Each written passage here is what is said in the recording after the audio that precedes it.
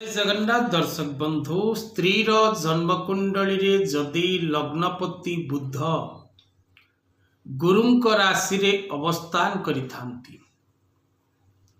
एवं लग्नपतिंक उपरे बुध ग्रहंकर दृष्टि रही थाए तेबे दर्शक बंधु स्त्री संतान सृष्टि करिबार क्षमता हरि बसी थाए।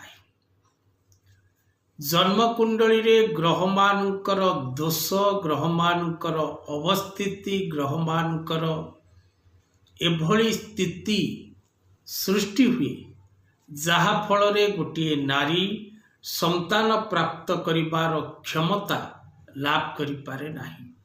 सेथिपाई स्त्री निजर जन्मकुंडली उत्तम पंडितंक द्वारा परामर्श करी प्रतिकार करिबार आवश्यकता रही।